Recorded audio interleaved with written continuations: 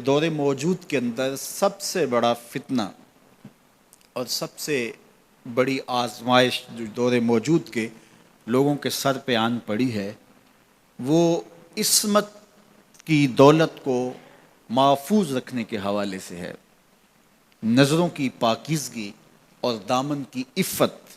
اور پاکیزگی کے حوالے سے ہے۔ تو جب کوئی شخص عفیف نہیں رہتا، جب کوئی شخص پاک دامن نہیں رہتا، تو پھر یہ وہ غلاظت ہے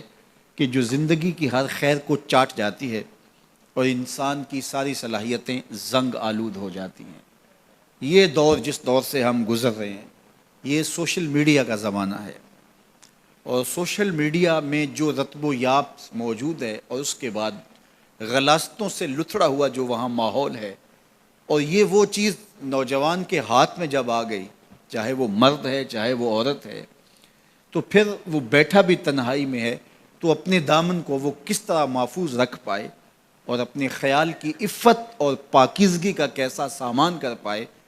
ہمیں سورہ یوسف یہ سبق دیتی ہے کہ ساتوں دروازے مقفل ہوں اور کوئی دیکھنے والا موجود نہ ہو اور حسن قدموں میں بچھنے کے لیے خود بیتاب ہو۔ ایک یقین اور ایک عقیدہ ایسا ہے جو دامن پہ ایک دھبا اور ایک چھینٹا بھی گناہ کا نہیں پڑنے دیتا،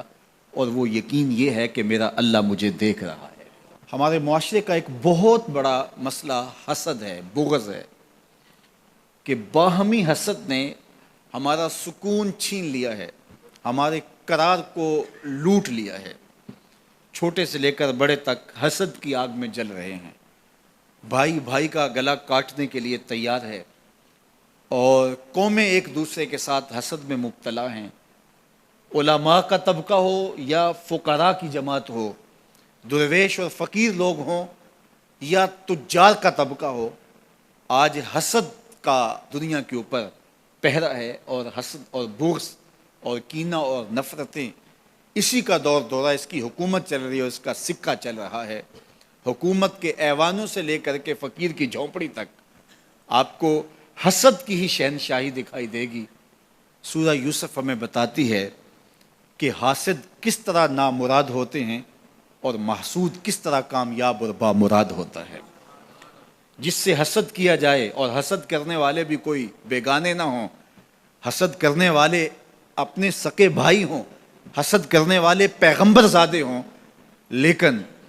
جب وہ حسد کی آگ میں جلتے ہیں تو اپنی ساری صلاحیتوں کو زنگ آلود کر لیتے ہیں، اور جس معصوم سے حسد کیا جاتا ہے وہ 13 سال کا یوسف ایک دن مصر کے تخت پہ جلوہ فرما ہوتا ہے، اور پھر وہ حاسد سامنے سوالی بن کے کھڑے ہوتے ہیں تو محسود کس طرح ان کے ساتھ رویے اختیار کرتا ہے۔ یہ صورت ہمیں رویوں کا حسن بھی سکھاتی ہے، رویوں کا جمال بھی بتاتی ہے کہ رویے کتنے خوبصورت ہونے چاہیے۔ تمہارے ساتھ اگر کسی نے اچھا سلوک نہیں کیا تو جب تم ایسی مسند پہ پہنچتے ہو جہاں تمہیں عزتوں سے نوازا جاتا ہے تو تمہارے رویوں کی خوبصورتی کیا ہونی چاہیے۔ سورہ یوسف میں یہ بھی بتاتی ہے کہ عزتیں اللہ کی عطا ہوتی ہیں، اور جب کوئی بندہ اللہ پر کامل بھروسہ کر کے بیٹھ جائے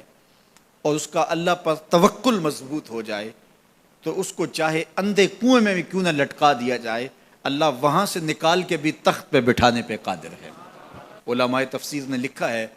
جو سورہ یوسف کو سمجھتا ہے، سورہ یوسف کی تلاوت کرتا ہے، حاسد اس کا کچھ نہیں بگاڑ سکتے۔ اللہ تعالیٰ اس کو حاسدین کی شر سے